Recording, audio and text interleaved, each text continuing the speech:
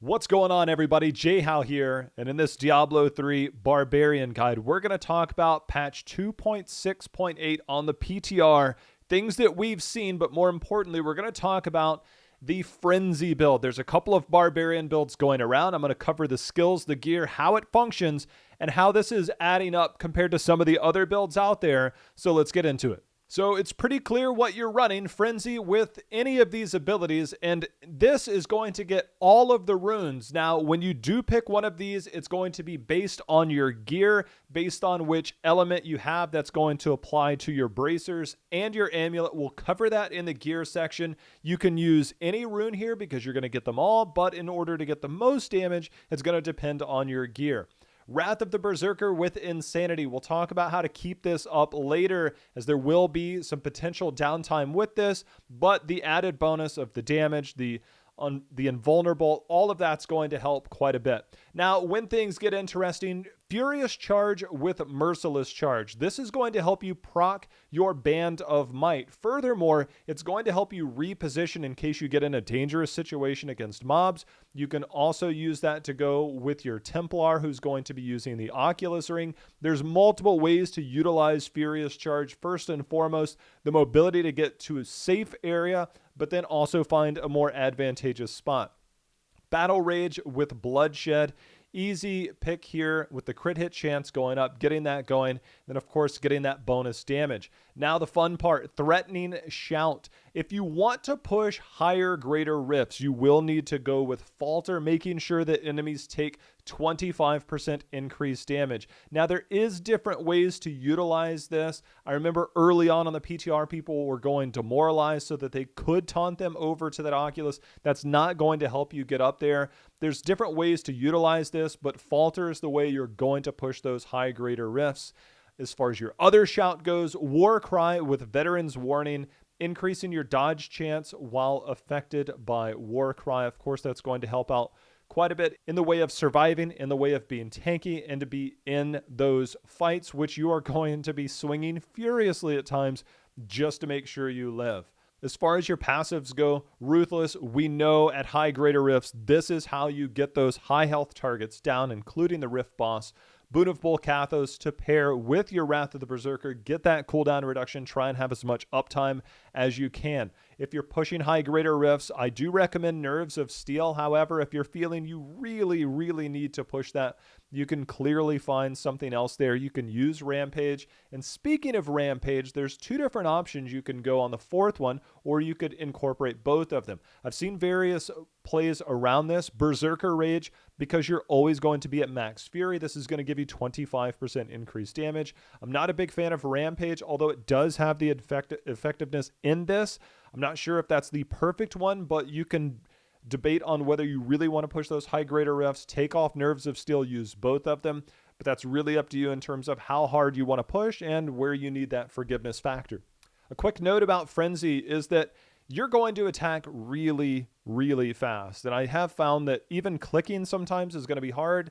Sometimes just holding your mouse button will net better results in terms of efficiency, attack speed, and things of that nature to really get the maximum use out of your primary ability. Now, when it comes to the gear, of course, there is the new set for the Barbarian where the two-piece bonus doubles the effectiveness of shouts. Feared enemies take double damage. We'll get to the feared part momentarily, but doubling the effectiveness of shouts, of course, we went over, you're going to be using both of them, so you get that added bonus.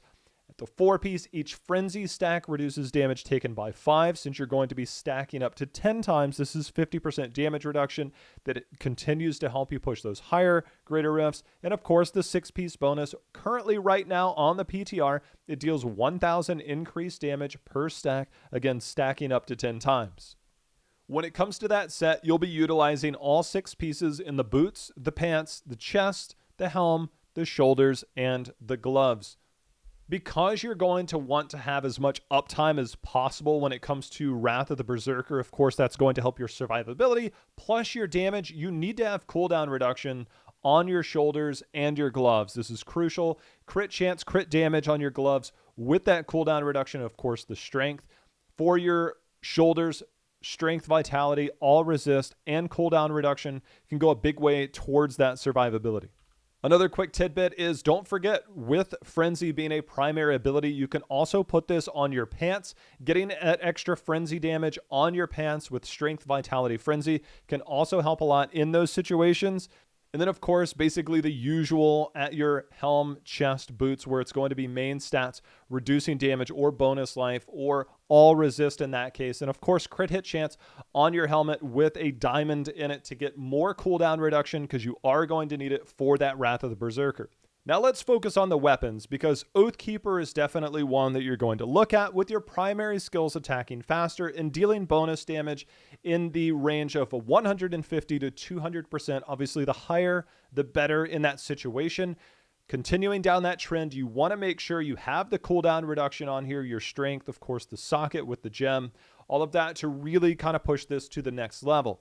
As far as your next one goes, the Echoing Fury is one that springs up in this build, also with cooldown reduction on this. This has a chance of fearing. It also gives you that movement speed. The thing about this is the fear synergy with the 2-set bonus of this new set is that feared enemies take double damage. Yes, you're not necessarily going to fear them away. They'll all be in that general area. It helps out a lot in terms of keeping things in place, using that charge, that merciless assault off of that furious charge to keep everything in place and continue to do damage. So Echoing Fury has made its way into this build along with the Oathkeeper. I mentioned this previously with the belt, the Undisputed Champion. Frenzy gains the effect of every rune and deals up to 400% more damage. This is another area where on your primary stats, you can also roll Frenzy damage. So getting Strength, Vitality, all resist, and Frenzy damage makes this very, very strong. Of course, going towards the Bracer side of things, Mortix Brace, Wrath of the Berserker gains the effect of every rune. We've already talked about the importance of that. Now, again, the elemental damage, you want to have it match here and your amulet so that you can get the maximum damage out of whichever rune that you choose. And sometimes you just try and say, I need that perfect item, but you want to find that synergy between your bracers and your amulet to determine which rune you're going to select when it comes to that so that you do get that bonus damage. And speaking of the amulet, you're going to be using the Endless Walk set. While moving, damage taken is reduced by up to 50%. While standing still, damage dealt is increased by up to 100%. And I can tell you, you'll be doing a lot of both and getting very good use out of this. And sometimes you are standing and swinging for quite some time. Again, getting the elemental damage, crit hit chance, crit damage, and a socket would be ideal.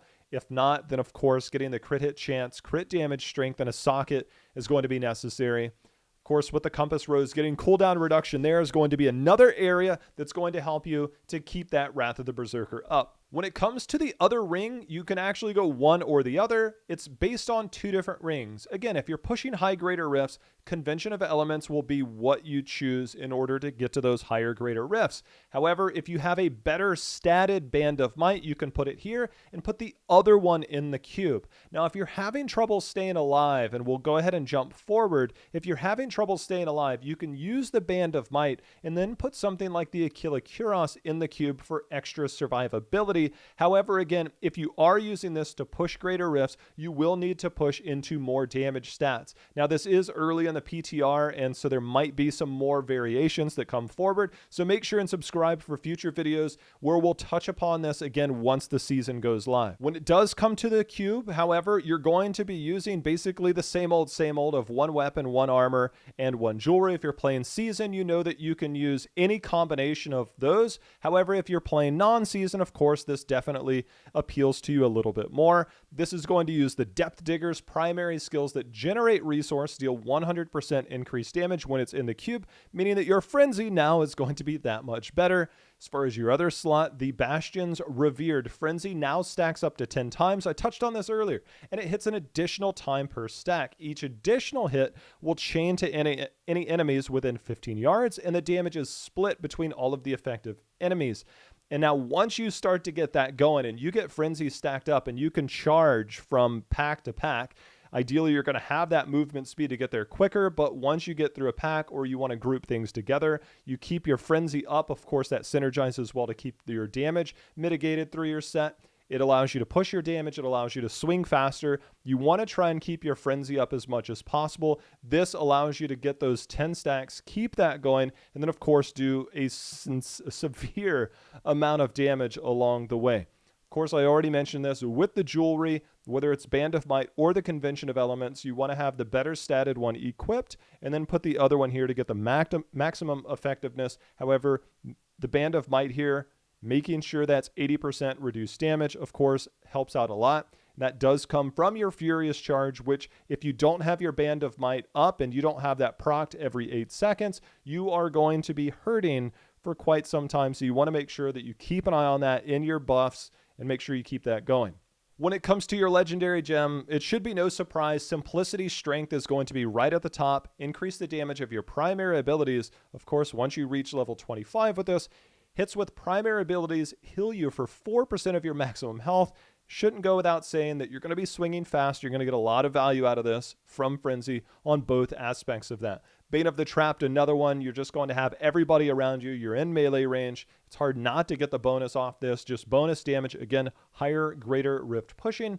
And the same can be said for Bane of the Stricken, where you're going to be hitting the same target a lot, stacking up that damage with Bane of the Stricken, and of course getting through those Rift Guardians and the bosses and everything to help you get through a little bit quicker with those legendary gems. With that being said, Frenzy, to me, has been the most fun build on the PTR. Of course, that's preferences for everybody in terms of what you have. It has not necessarily had the same type of success as the Whirlwind build, and we've seen different variations so far throughout the top 10 so far on the PTR. Again, it's just about a handful of days in, and there's going to be more variations that will eventually come up. That's all things that you can continue to look forward to, more evolutions. We'll see if maybe there's some buffs towards these Savages build, the Horde of the 90 Savages, of course, being the new Barbarian set, and that can help out a lot as we go forward. We'll see if maybe the 1000% increased damage is enough. Maybe it gets bumped up, because right now it seems to be underperforming in terms of its own class compared to Whirlwind, not by far,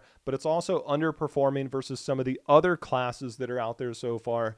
And we'll continue to keep an eye on the evolution of changes as the new season gets closer and if we get any updates. So again, make sure and subscribe for any future updates when it comes to these builds, and also for more Diablo 3 builds, which we'll be pushing out here soon for all the other classes as well.